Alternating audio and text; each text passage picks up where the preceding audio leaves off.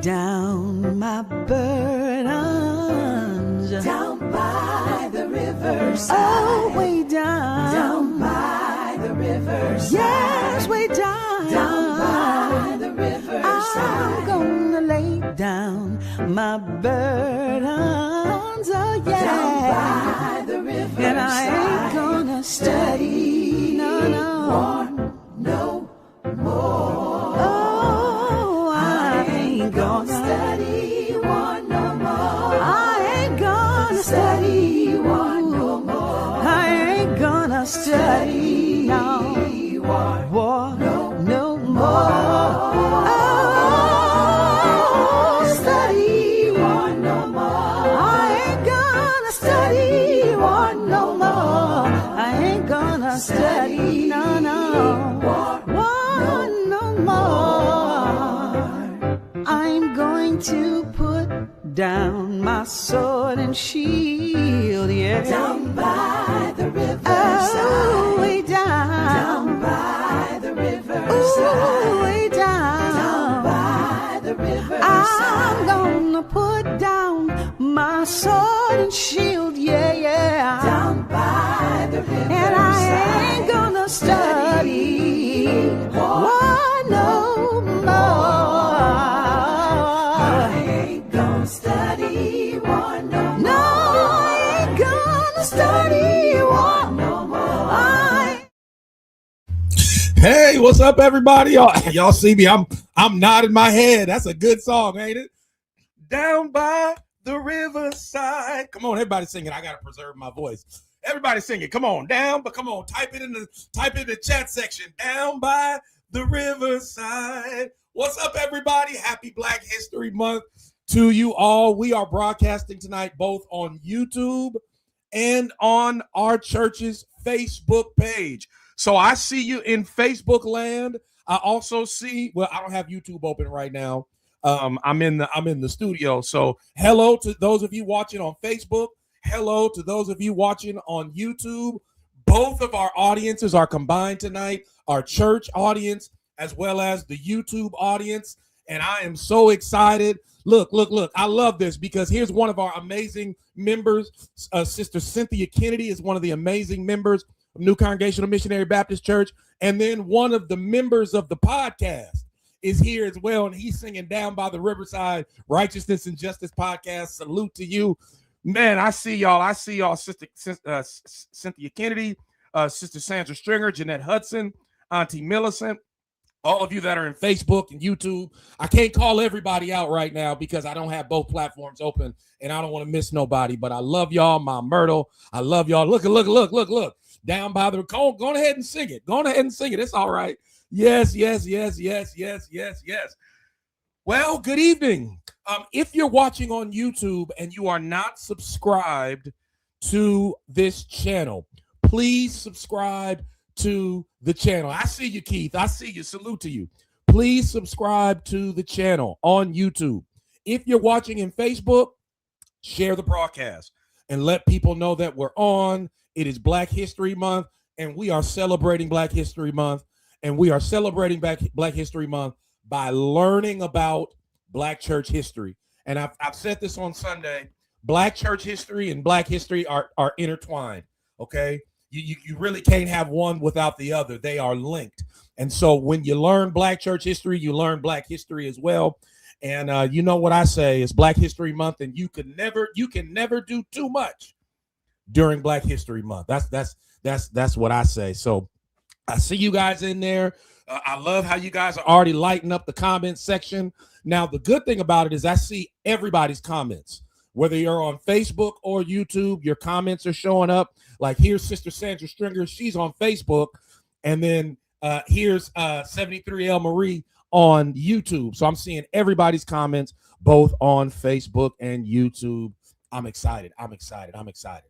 All right. Listen. Tonight we are starting our Black Church History lecture series.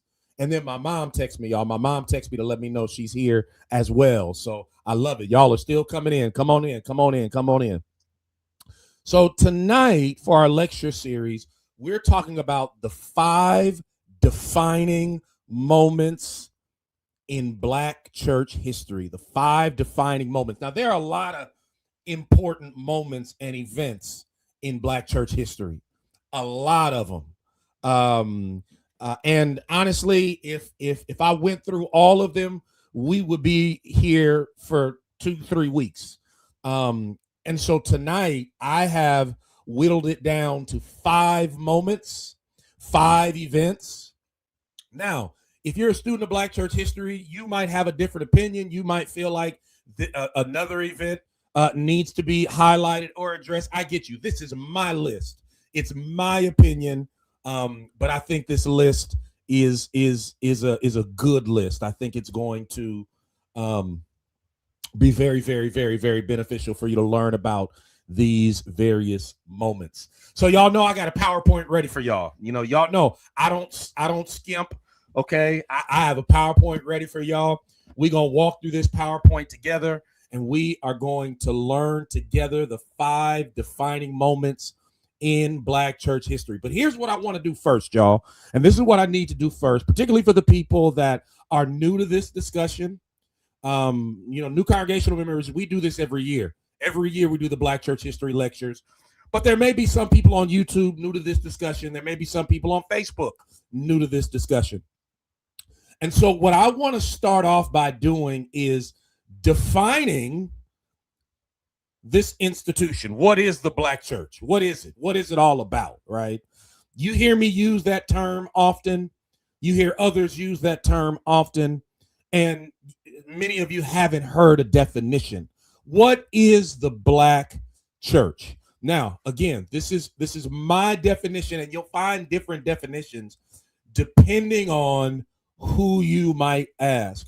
But when I talk about the Black church, okay, this is what I mean when I refer to the Black church. All right. So first of all, there are 7 historic Black denominations. Okay. And so those 7 historic Black denominations, they are pictured here on this slide. You have AME Zion, CME.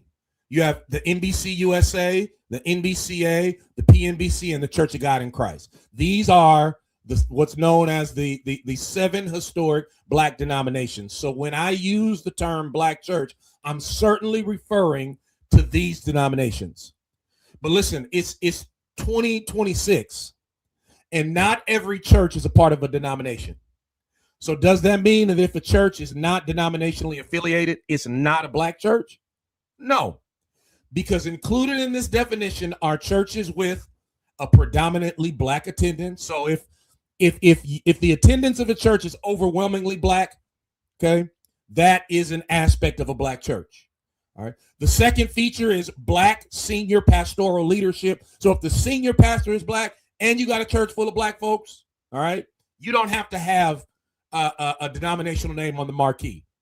The next one is doctrine, which reflects historic Black Christianity, Christian orthodoxy. Okay, so the Black church, particularly these 7 denominations, when they started with a specific doctrine, and these denominations were committed to these doctrinal beliefs. The next one is a visible influence of one of the historic 7 denominations. So what does that mean?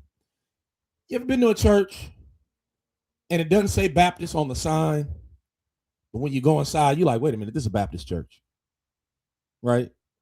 Or you ever been to a church and it doesn't say Pentecostal on the sign, but you look around and you're like, this ain't nothing but a Pentecostal church. So when I say visible influence, I mean, even though the church doesn't have a name on it denominationally, it clearly bears the residue of one of the historic 7 Black denominations. Okay, so may not be called Baptist, but functionally it's a Baptist church. Right? And then as well, I include these as identifiers because the Black church has historically been identified by the following characteristics. So the Black church historically has been an agent of liberation and advocacy. So if you're a church and you care nothing about people being free, nothing about those that are disenfranchised being enfranchised. You may be a church, but you're not a part of the black church tradition. Okay. Also, black churches historically are miraculous and supernaturally inclined. What does that mean? Miraculous and supernaturally inclined. We believe in the power of the Spirit. We believe in the work of the Spirit. We believe that God moves, God heals. If you read the slave narratives and you learn about their conversions and you read their conversion stories, you'll discover that these enslaved people, man, they had an experience. They had an experience with God. They had divine encounters. Some had visions and things of that nature. So the black church, since its inception here in this country, has always been supernaturally inclined. Belief in the Spirit, the power of the Spirit, the move of the Spirit. Also, the black church historically is an essential source of psychological recovery for black people. So the black church historically is a place where black people could go to just breathe and be whole and be repaired psychologically after dealing with all the hell in the world, out in the world. The black church was a space where black people could go and just be repaired psychologically. Okay. And then one that you don't see, there's a bullet point that's cut off here because whenever you upload a PowerPoint into the studio, it doesn't automatically upload the same way it was created. But the black church is also a place for theological clarity and theological rigor. One of the reasons why the black church began, one of the reasons why the black church started was because enslaved black people, they heard slave preachers. Okay. They heard the preachers that were authorized by the slave masters. They heard them preach. And those preachers would preach messages like, obey your masters, be subservient. You are a Negro. You are not equal. Right. And guess what our enslaved ancestors did? They said, you know what? That ain't true. That ain't the gospel. That's not Christianity. They were theologically aware intuitively, right? They understood things about Jesus and things about the Bible intuitively, okay? And this church and the black church in America was built on theological exploration, theological rigor, and so that's there as well. All right. So this is the definition that I offer.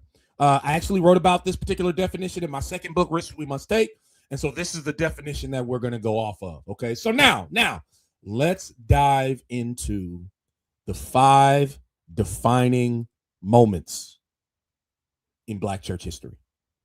Let's start with number 1. Okay. Some of you guys are aware of this incident in this event. So in 1787, you have a man named Richard Allen and Absalom Jones. So the man in the picture with the white hair on his knees, that's Absalom Jones. And the man standing up next to him is a depiction of the Reverend Richard Allen. They are in 1787, they're inside a church in Philadelphia called St. George's Methodist Episcopal Church. And the church is actually a mixed church. It's an interracial church. Black people and white people attend this church. And the church undergoes some renovations and they create this beautiful new sanctuary largely because of the dollars given by black people. Well, after the renovation, one day, the black delegation decided that they were going to kneel down and pray, which they thought was their right to do. This was their church. But shortly after they knelt down to pray, a man rushed over to Absalom Jones, as you see in the picture, and tried to literally, physically pull him up off his knees. And here's why. Because the black people within that congregation, they were not allowed to pray in that space. That space was a segregated white-only prayer space. And so even though they went to church together, shared the same facility, this black delegation, they were not being treated as equals. So what happens is on this particular day, Richard Allen, Absalom Jones, and the black delegation inside of St. George's Methodist Episcopal, you know what they do? They say, we ain't got to take this. Listen, we're created in the image of God. We have dignity, worth, and value. And we ought to be able to pray inside of our church. We ought to be able to pray where everybody else prays. We're not going to take this. We're not going to stand for this. And guess what they did, y'all? They left. They left, never to return. Now, with each of these defining moments, I'm going to give 3 reasons why I consider it to be a defining moment in Black church history. 1787, Absalom Jones, Richard Allen, they walk out of St. George's Methodist Episcopal Church. And eventually, Richard Allen will go on to start and plant the church that you see here in this picture. That is Mother Bethel AME Church in Philadelphia, Pennsylvania. It still stands today. So Richard Allen leaves St. George's and he plants this particular church, Mother Bethel African Methodist Episcopal Church, right? And here are 3 reasons why this event, this moment, is a defining moment in Black church history. Number 1, this particular event exposed racism inside the church, not just society. You know, you would think that after experiencing prejudice, racism, racial hostility out in the world, you would think that this Black delegation would be able to escape all of that inside of their church. But listen, just because the building has the word church on it doesn't necessarily mean that there's no racism in there. This moment shattered the myth that racism was only out there. And you know that myth still exists today. Still exists today. There are a lot of people that think, oh, you know what? We're all gathered together in this building. Therefore, there's no racism. There's no racial animosity. Not here, not in this church. To that I say, yeah, right. The churches in America, a lot of them are rife with racism, even though they have the word church on the marquee. And this event actually exposes that fact. Okay. Also, this event, number 2, this event established dignity as a theological non-negotiable. Okay. So the walkout defined the Black church as a community where human dignity is non-negotiable. Okay. Look. We may not be perfect. We may mess up from time to time, but we are human. And we are dignified. And if the dignity of all human beings is not lived out in a sacred space, then it doesn't matter if they talk about the Trinity and salvation by faith and they have all these good beliefs. They are theologically aberrant. And what this moment did is it established dignity as a community where human dignity is non-negotiable. Okay.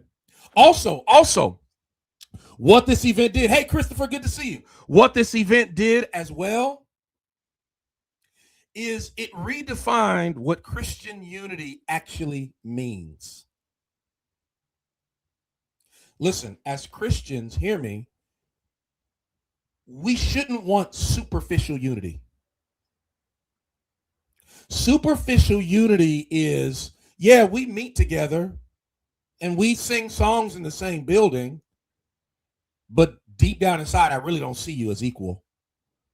Deep down inside, I really have animosity towards you. And it may be even animosity I'm not even aware of. It may be bias. What's up, Pastor Keaton? Salute. It may be bias that I'm not even aware of, right? But it's there. If that bias and animosity and racism is not addressed, it doesn't matter if you join together in the same building. That unity is superficial. It is thin, and it is a veneer. So in this event, Richard Allen and Absalom Jones walking out of this church where they were being racially abused, in that event, in walking out, they were rejecting a version of unity that preserved white comfort at the expense of black bodies. They said, if your notion of unity is us being degraded and subjugated and you being superior in order for the unity to exist, then that's not biblical unity. And they walked out. So from this one moment, we learn that just because it says the word church doesn't mean there's not racism in there. And churches would do well to acknowledge it and address it if they want to have real unity. Well, we also learned that the black church is a space where dignity, human dignity, is a theological non-negotiable. And this is regardless of what color you are. This is why I laugh when people have such a problem with the terminology black church and they think that it's a divisive term, when in reality, from its inception here in this country, the black church has always been a space where we said everybody's welcome. Doesn't matter. Red and yellow, black and white, all human beings have dignity. The existence of the black church itself is a repudiation of the type of Christianity that has racial hierarchies. Okay? So that's the first defining moment. You got it? For those of you guys just joining, the first defining moment, Richard Allen and Absalom Jones, they say, we're not staying here. We're not going to stay and be abused. All right. Now, this second one really is about moments. So this second one is not just capturing one moment. This second one is really about moments. So you have the creation of independent black denominations. Okay. So the same Richard Allen, same guy that left St. George's Methodist Episcopal Church, that guy, not only did he go on to plant Mother Bethel African Methodist Episcopal Church, but he also started the very first black independent denomination, which is the African Methodist Episcopal Church. And then subsequently in 1821, another black independent denomination was formed, the African Methodist Episcopal Zion Church. And then in 1895, you have the National Baptist Convention. Now, what's not listed are the other denominations, but I list these specifically just to kind of highlight the fact that after the launch of the independent black church in the North, you have the launch of independent black denominations. And here's what I want to say. Right now in America, in a lot of churches and a lot of places, you have a whole lot of denominational hate. You have people out there that think that if you're affiliated with the denomination, somehow you're wrong, you're unsaved, that denominations are bad and denominations cause division, things of that nature. Let me make a couple of things clear. Number one, you don't say that you're a friend of the black church if you also hate denominations, right? Because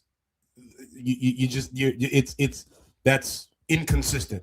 Number two, stop twisting scriptures to say that denominationalism is wrong. What's wrong is arrogance. All right. And that's really what the Apostle Paul was addressing in 1 Corinthians 1, 1 Corinthians 3. Right.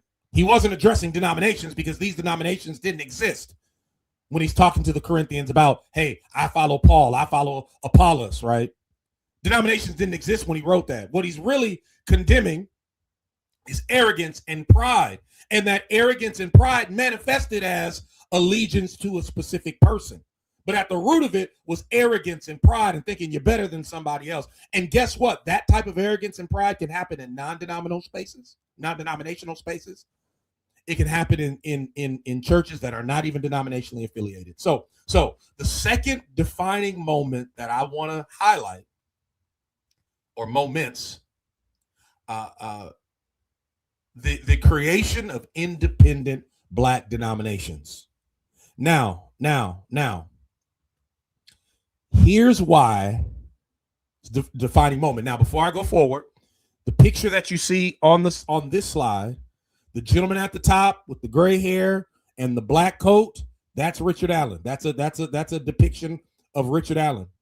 The gentleman that you see in the middle, his name is James Varick, the first bishop of the African Methodist Episcopal Zion Church. Now, the African Methodist Episcopal Zion Church was started in a similar way as the African Methodist Episcopal denomination.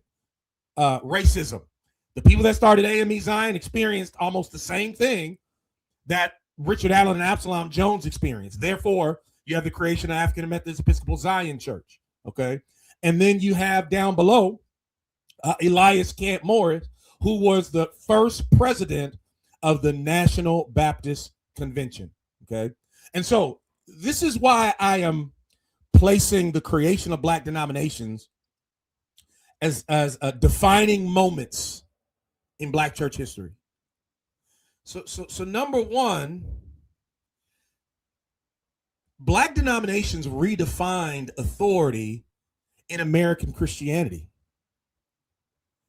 Because with the creation of Black denominations, you have Black people essentially saying that, no, we have agency and we have the right to govern ourselves. Like, we don't have to rely, we're not children.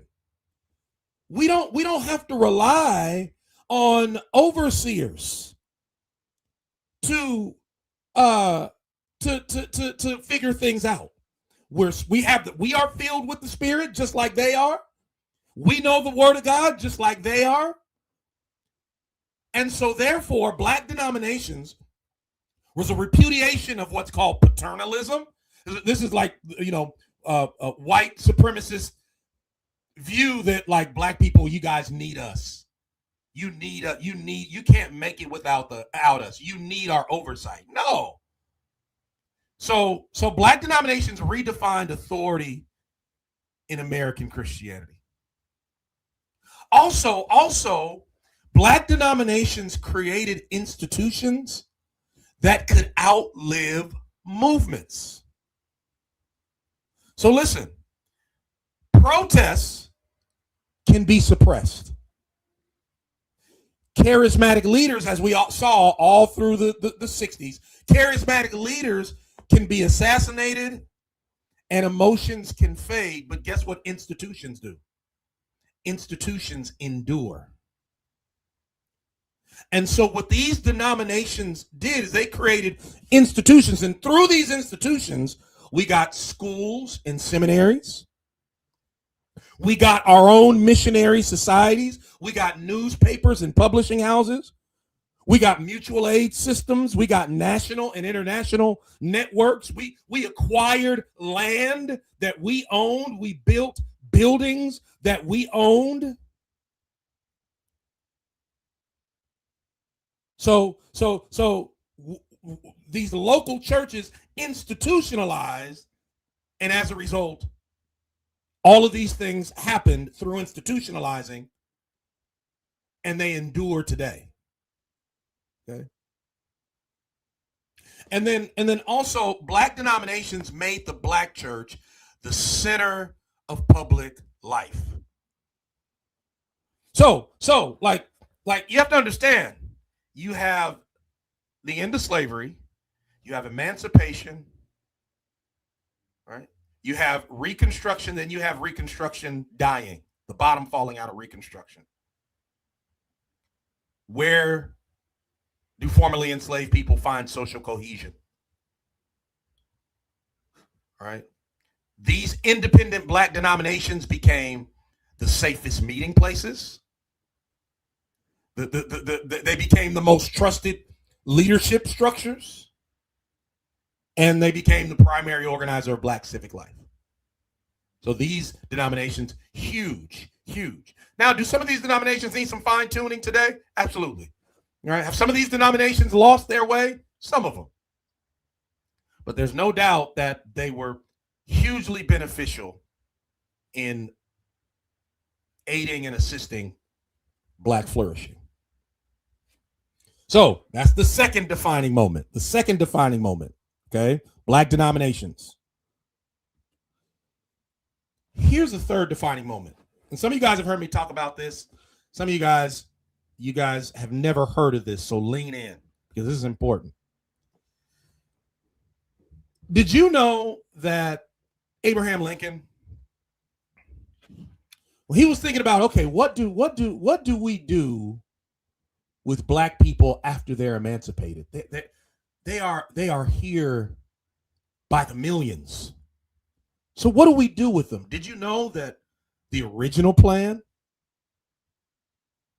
was to put them all on a boat and send them to West Africa, send them back to West Africa? That was the plan. There was actually an organization called the ACA, the American Colonization Society. And Lincoln was like, this is the plan. We're going to emancipate them and move them out of this country.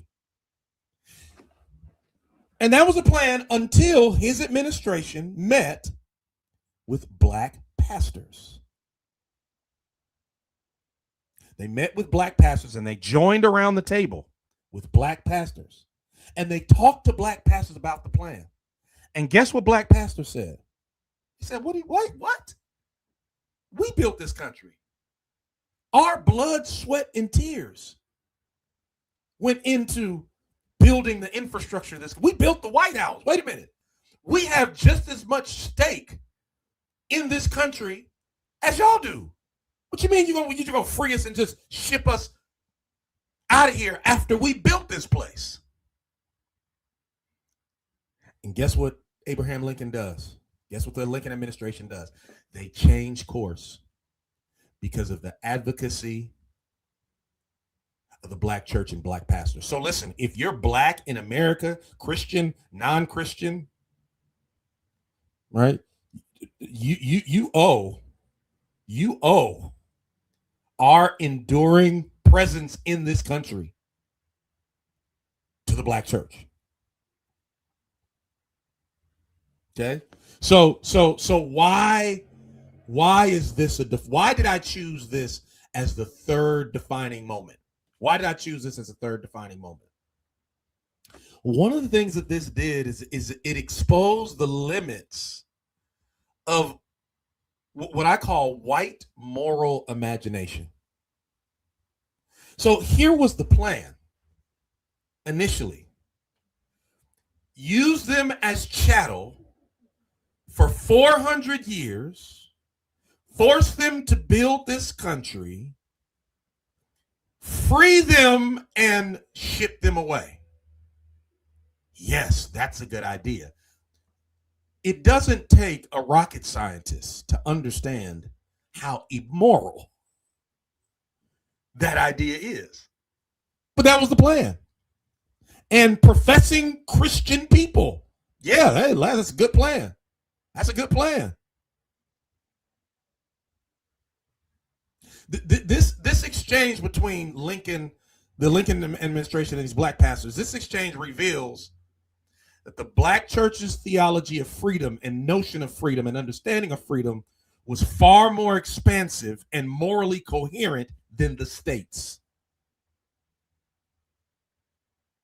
Listen. The Black church didn't become the conscience of this nation during the civil rights movement. The Black church became the conscience of this nation at its inception because it understood rightly how freedom should look and how enfranchisement should function in opposition to the understanding of the state. And here we see an example of that. Also, this event, this moment positioned black pastors as political theologians. So what do I mean by that? This event, this moment solidified a pattern that continued the civil rights movement beyond, and it should continue today. When freedom is at stake, when freedom is being jeopardized, when rights are being infringed upon, the black church speaks. We bring our theology to bear into the public square. When freedom, as it is today, is being jeopardized. Theology doesn't just stay inside of the church, but somebody who has the proper moral imagination and theological weight and gravity as well should be able to theologize policy. They should be able to theologize praxis. And that's what this moment revealed. Black pastors as political theologians, bringing theology to bear upon political matters. They were not politicians, they were pastors, but they had a coherent civic theology. Thirdly, this moment connected emancipation to responsibility and leadership. So what I'm saying is that this event placed communal responsibility squarely on the black church.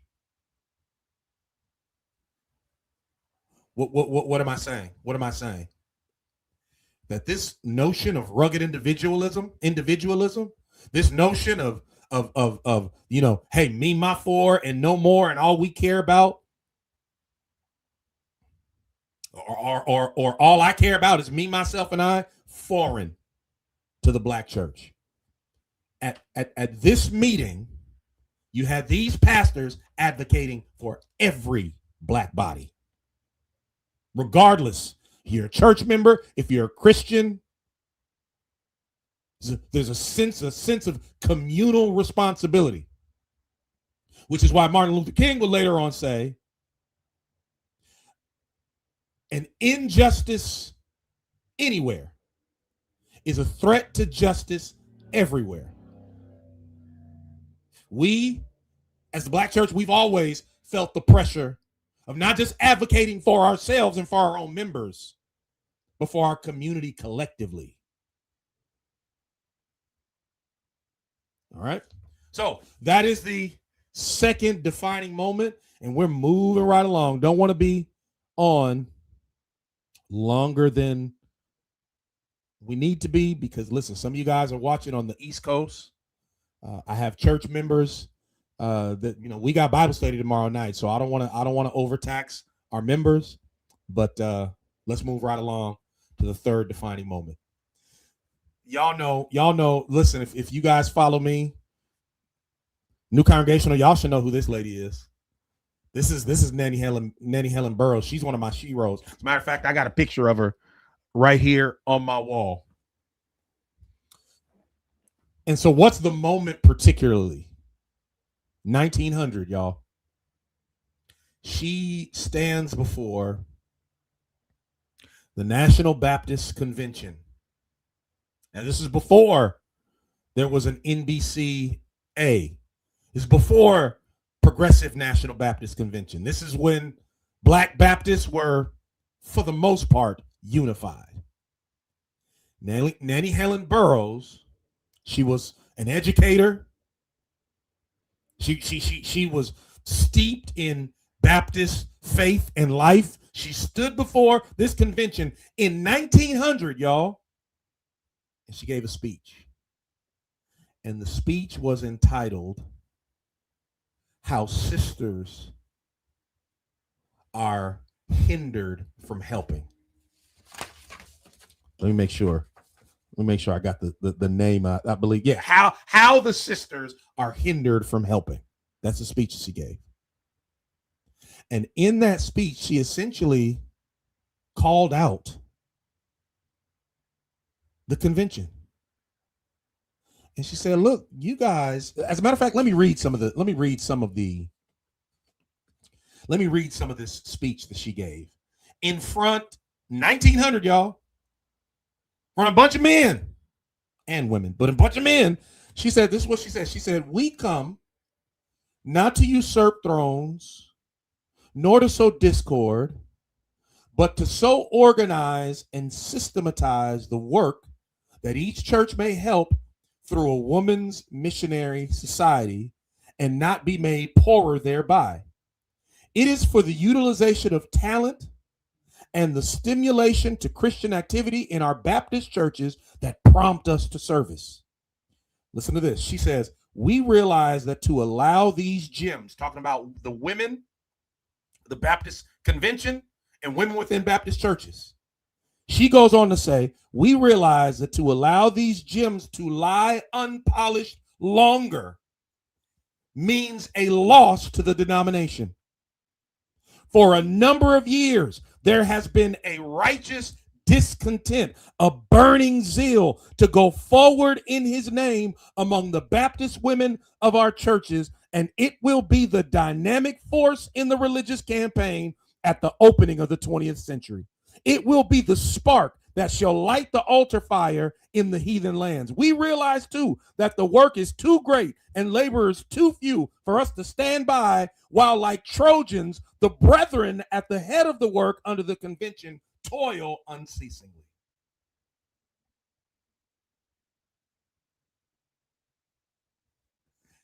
Essentially, she's saying, y'all are overlooking the women of the convention, our ingenuity, our creativity, our brilliance, and what we can bring.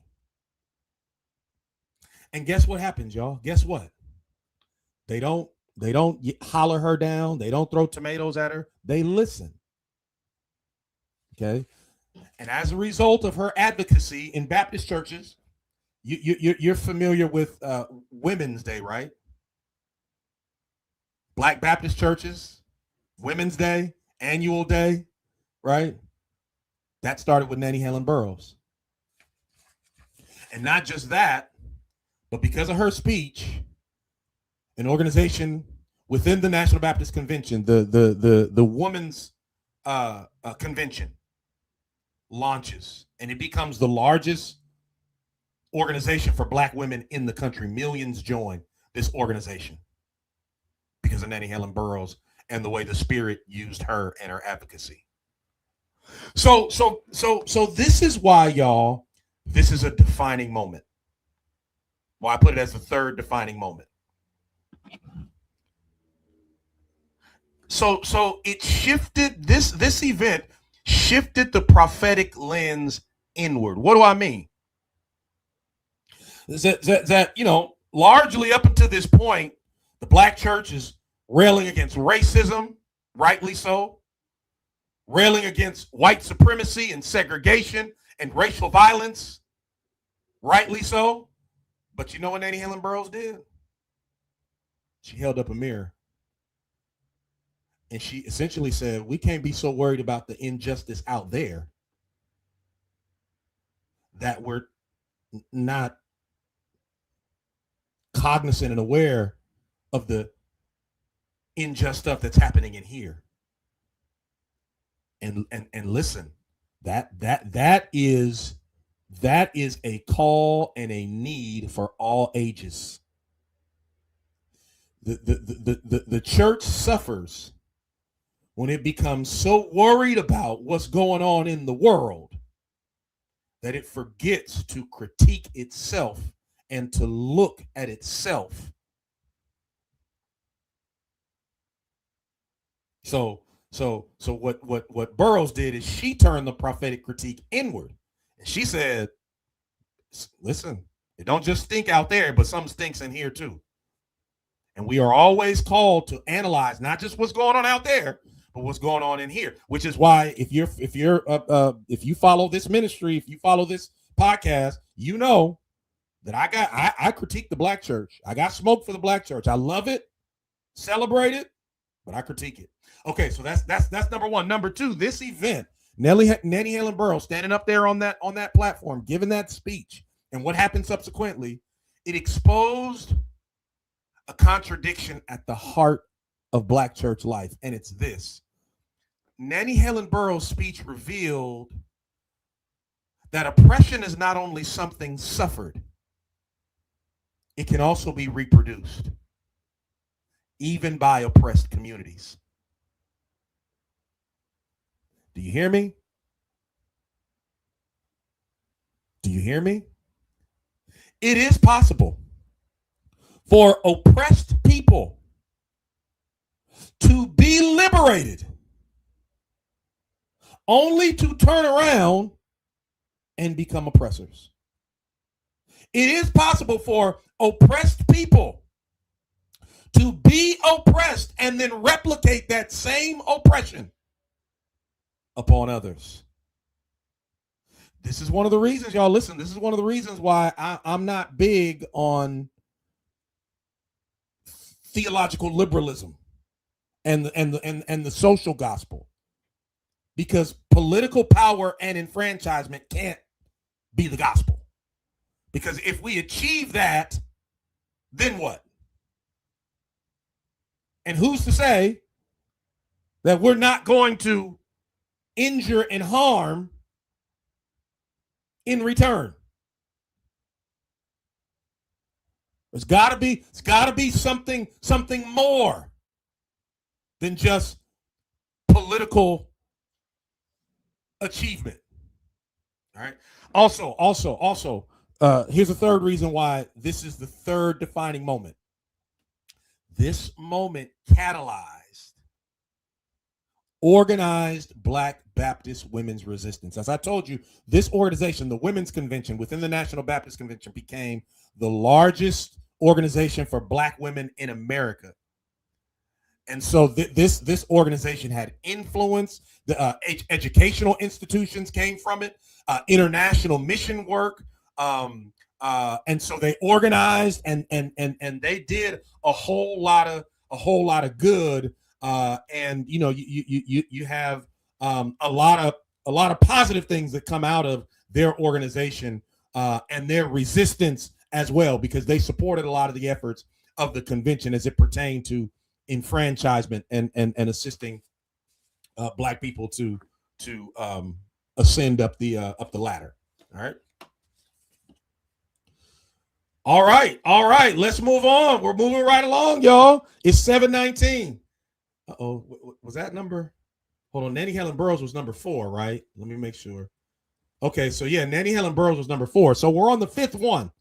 All right, so we're on the 5th one now, the 5th and final one. And I invite your questions, okay? So I have you guys open on Facebook and on YouTube. So I invite your questions as well. I'm not going to answer questions that aren't germane to the topic. So, you know, if you saw me on a previous broadcast and you got a question about something I said in a previous broadcast, I want the questions to be particular to what we're discussing tonight. But here's the 5th and final moment, in my opinion. 1957. In 1957, you have the birth of the SCLC. The SCLC is the Southern Christian Leadership Conference. After the bus boycott in Montgomery, after the success of that bus boycott, you then have the SCLC organized, and there were actually chapters of the SCLC across the country. My grandfather, Marvin T. Robinson, served as the president of the Western Christian Leadership Conference during the time that Dr. King was the president of the Southern Christian Leadership Conference. And so you have the bus boycott and the momentum from that organized into an institution, the SCLC, and this, you know, the work of the movement was done out of the SCLC fundraising out of the SCLC, all of that stuff, on and on and on and on and on and on and on. All right. And so this is why the creation of the SCLC is absolutely a defining moment in Black church history. So the creation of the SCLC marked the moment when the Black church formally organized its prophetic theology into a national coordinated movement for justice. Okay. So the Black church moved from like local resistance to sustained strategic confrontation with American power through the SCLC. Number two, the SCLC created a model that reshaped social movements. So listen, the SCLC demonstrated that churches could train leaders across cities and states, coordinate mass action across the country, sustain long campaigns without collapsing, and later movements for justice would borrow from the model from the SCLC. Yes, the SCLC still exists in Los Angeles. Yes. I'm going to answer questions too in just a second. Salute to you, Dr. Soul Brother, by the way. Yeah, and so imagine that, y'all. Imagine that. An organization that successfully galvanizes local churches across the country for the purpose of fighting Jim Crow, racism, and white supremacy. Today, there are organizations out there attempting to do what the SCLC did. I think of the Black Church PAC. That organization, it wanes in comparison to the impact of the SCLC. No shade on the Black Church PAC. I think that they would admit it. They would admit that as well. All right. Also, the organization of the SCLC marked the height of the Black church moral authority.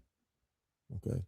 So the Black church was widely recognized at this time as the moral conscience of the nation. Okay. And so, the SCLC, huge organization in moving the civil rights agenda forward. It certainly was a very needed organization. Okay. All right. So this is what I want to do, because it's 7:27. I have a couple of questions here. I want to take your questions now. Dr. Soul Brother says, where is this notion that Dr. King did not preach blackness? I don't know if I'm understanding your question. Where's this notion that Dr. King did not preach blackness? I'm not really following your question, but here's the reality. We know that Dr. King was a uniter. He was a unifier. Okay. We see images of the civil rights protests where you have white people, black people locking arms, marching together. However, Dr. Martin Luther King was also an advocate for black dignity. There's a clip of Martin Luther King famously where he says somebody told a lie, and he essentially says, and I'm paraphrasing. He essentially says the lie is that black is ugly, that black is horrible. Everything related to blackness is bad. When you look up the word black in the dictionary, all you get are pejoratives, and when you look up the word white in the dictionary, all you get is beauty, and that's a lie. And he goes on to say, you are black and beautiful. So we do know, right, that this notion of Martin Luther King preaching color blindness and advocating for color blindness is untrue. Dr. King did not have a racist bone in his body because he wanted to see all men treated equally. But he didn't espouse some colorblind notion that encouraged black people to just forget or deny the reality that they're black. All right. All right. I remember back in the 1980s, you had those in Afrocentric circles who thought that. Yeah, no. I wouldn't say that he didn't. Yeah, yeah. All right. I don't see any more questions, y'all. I don't see any more questions. So I am going to assume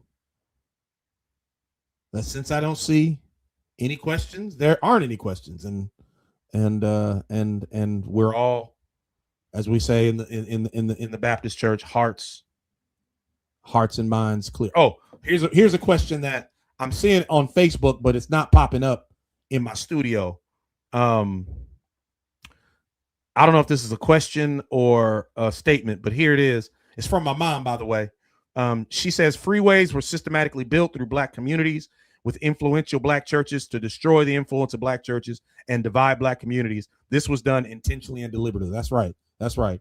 Urban renewal. If you guys research urban renewal or so-called urban renewal, you'll discover that this was intentionally done and it had a devastating impact on Black communities. Absolutely.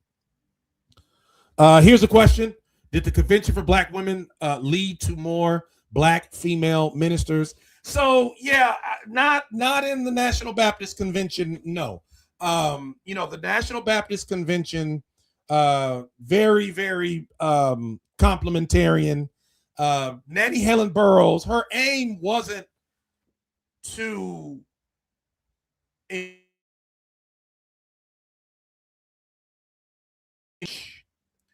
it was more so, look, we can lead, we can be effective leaders, we can manage budgets, we can help the missionary efforts of the denomination. She wasn't really after that. Although listen, the African Methodist Episcopal Zion denomination, I think they allowed a woman by the name of Julia Fort. They allowed her to preach even before the African Methodist Episcopal denomination allowed. What is her name? Oh gosh, why can't I remember her name? She was posthumously ordained in the African Methodist Episcopal Church. Somebody help me with her name. Y'all know her name. Richard Allen initially didn't approve of her preaching, but then he saw her preach and he was like, her gift is undeniable. Somebody help me with her name. I can't remember her name. Somebody, come on, somebody. But had the National Baptist Convention been more like the AME Zion, then yes, I think the push would have been more so let women lead and preach. But no, that wasn't really the aim in the National Baptist Convention. Thank you, David. David says, I love the lesson. I'll be watching every Tuesday. Thank you, sir. Thank you, sir. And we will be back on next Tuesday with installment number 2. As a matter of fact, let's see. Here's the graphic. Installment number 2. Next Tuesday, Black Church Leaders History Forgot. Ooh, you guys want to come for that one. That's going to be good. Black Church Leaders History Forgot. We're going to talk about that next Tuesday. I think I see another question here. Would you say that this history is proof positive that there has always been this radical tradition going back to slavery? What radical tradition? I would say that the Black church is a testament to the fact that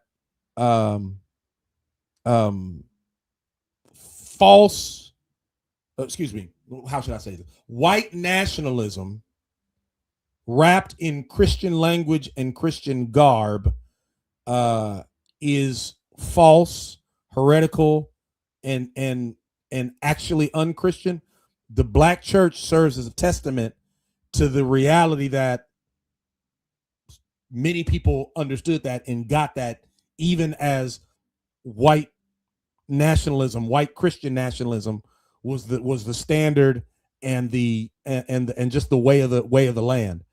The black church stands as an objective witness against a Christianity that is abusive, a Christianity that is racist, and a Christianity that's more white supremacist than it is Christian. You mentioned your book earlier, but I missed the title. Yeah, so my book, I actually have 3 books. Let's see. Do I have the Yep. So these are the books here. If you're oh, let me. If you're wondering about my books, these are my books here. Risks We Must Take. Black Church of Power was my first book. Jamal's Journey to Jubilee just came out, just released that. You can get all my books on Amazon. You can also go to my website. But yeah, Black Church and Power is my first book. Risks We Must Take, second book, and then Jamal's Journey to Jubilee, children's book that just came out a few months back. So yeah.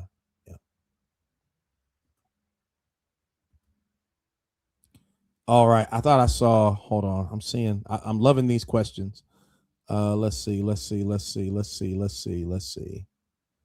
Oh, here we go. Sister Kennedy. What is the social gospel? Woo. Okay. Well, Walter Rauschenbusch wrote a book called Christianity and the Social Crisis.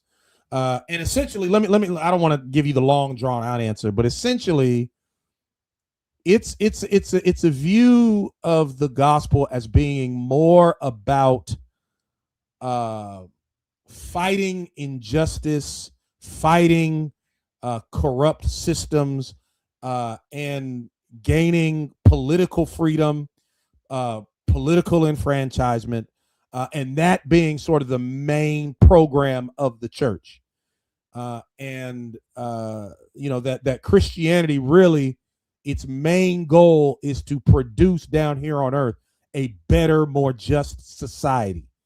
Now, while that is an aim of the church, it cannot be the aim of the church, because the church we must care about souls as well as bodies. And the social gospel tends to prioritize just bodies and doesn't really have much for souls, because really the goal is political power, not necessarily political power, but freedom and enfranchisement. Justice is the goal of the social gospel on earth. So the program is really bodies and what happens down here on earth politically. But the reality is we don't just want to see bodies well, we want to see souls saved. But you could also go to the other extreme, and the social gospel is actually a corrective to this gospel that says it doesn't matter what shape your condition your body is in. We can treat you, we can beat you, we can abuse you, and still call it Christianity, because all we care about is your soul, right? The social gospel is really a corrective to that, but it doesn't go far enough, and it doesn't hold out biblical hope. All right. Okay. Thank you. Jarena Lee. There we go. Jarena Lee. That's her name. First Black woman authorized to preach in the African Methodist Episcopal denomination. Google Julia Fort, Juliaforte. And I believe that she was authorized to preach in the African Methodist Episcopal Zion denomination before Jarena Lee. But yes, thank you for that, Jarena Lee. I can't believe I forgot her name. That's absolutely her name. All right, what would it take today for Black churches to become the height of moral conscience of the nation again? That's a great question. Listen, I think it'll take 3 things, and this is what I advocate for in my book. I think the Black church has to be theologically sound. So I think the Black church has to theological rigor, doctrinal awareness. What does God say about these things? And I think that has to be our preoccupation. Number 1, theologically sound. We have to search the scriptures, know the scriptures, understand the scriptures. And when you really understand the scriptures, justice is all over the place. Okay. Number 2, socially conscious. I talk about this in Black Church Empowered. So Black churches need to realize that, hey, a lot of us have fallen into this American dream, rugged American individualism trap. And our Christianity looks more American than it does biblical. And so how do I do justice? Black churches, we need to ask ourselves that question more and more and more, because a lot of us have been lulled to sleep by the prosperity gospel. A lot of us have been lulled to sleep by conservative politics, liberal politics. A lot of us have been lulled to sleep, and we've missed the call of the Good Samaritan. Okay. And so socially conscious, become aware, wake up to what's happening around us, and realize, like those pastors that met with the Lincoln administration did, realize that we have something to say. They have to listen, and we are advocating for a community and not just for ourselves. And then the last one is culturally audacious. I think that we become the height of moral consciousness, the height of moral consciousness of the nation again, as we embrace a clear identity. As we have to be authentic. There's no credibility where there's inauthenticity. We have to be authentic, and we have to understand that, like, it's okay to lean into the Black church tradition as an ecclesiological identity. So yeah. JM, what's up, man? You're gonna have to catch the replay. So listen. To the new congregational members, thank y'all so much for being here. I love y'all. I appreciate y'all. Some of you guys are watching on YouTube. Some of you guys are on Facebook. Thank you for being here. We're doing it again next Tuesday. And look at y'all. Our church is becoming that influential hub, because it's not just us on this line, y'all. We've got people from around the country watching as well, not just on Facebook, but on YouTube. And so what started in our church is now being offered to others. And so to the members of New Congregational, thank you so much. To those watching on YouTube, please subscribe to this channel. This is how we get down, and we're doing this all month long. Absolutely. We're going to be here all month long. Hey, Sister Connie, love you. We're going to be here all month long, every Tuesday night with these lectures. And so lock in, subscribe to this channel, be a part of this community. This is how this is what we do here. All right. This is what hold on, let me see. This is what I want to do. All right, we're about to log off. If you're watching and you're a pastor, there's a project that I want you to be a part of. It's a completely free project. It's called the Sacred Memory Campaign. We are facing a horrible crisis. This administration is actively seeking to whitewash history, to revise history, and to erase Black history. The Black church must have something to say. So if you're watching and you're a Black pastor, you're a Black church leader, I want to show you something, and I want to invite you into this project. So what I'm about to show you, it's only about 2 minutes long. Stick with me. Watch this, particularly if you're a pastor or a church leader. And then after it's over, we're gonna say goodbye. So check this out, pastors, and then I'll give you the link to join.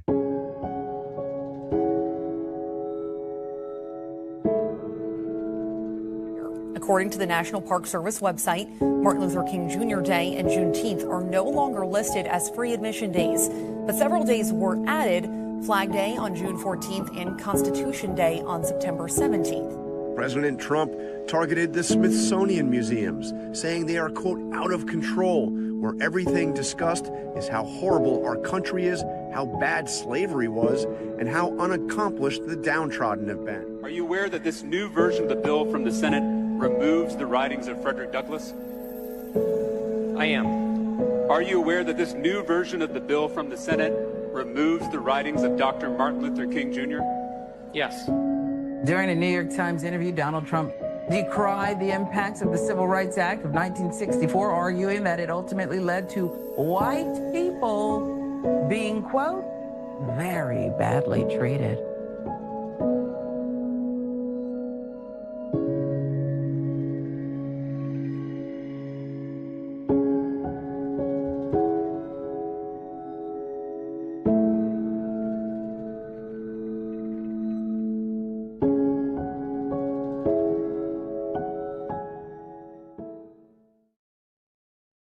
Everywhere I go, there's an angel there. There's an angel there. The Sacred Memory Project is an initiative created to mobilize Black churches as sanctuaries of faith and sacred archives of history. Together, We aim to ensure that the Black church remains a trusted center for truth, cultural preservation, and intergenerational connection. We're after 100 plus Black churches pledged to be hubs of sacred memory. He never leaves me alone. He never leaves me alone. He'll never leave me alone. He never leaves me alone. All right, so pastors, I am now going to drop the link to this project. I want you to go to that link and register. It's free. And I want you to be a part of this campaign, this project to preserve our history. All right. All right, y'all. I'm about to go. Let's see. Oh, another question. Will there ever be another SCLC like the one of the past that became? I don't think so, Mom. I don't think there'll be another SCLC. I think the SCLC was unique. It's still around. It still exists. But I don't think in terms of impact, in terms of reach, I don't think there'll ever be another SCLC, but who knows? Who knows? We'll see. We'll see. All right, y'all. Appreciate y'all for being with us. Again, we'll be back next Tuesday night. And then new congregational members. Yes, there is still Bible study tomorrow night, 7 p.m. All right. Love y'all. All right. We out.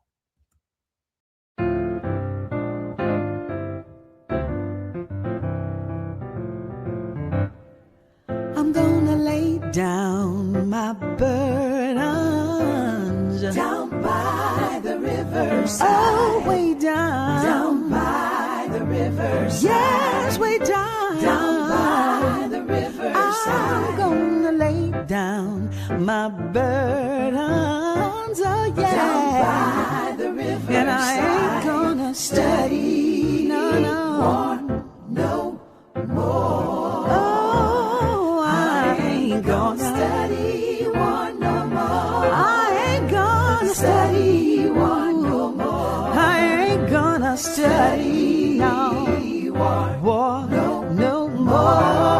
Oh, study one no more. I ain't gonna study one no more. I ain't gonna study one no more.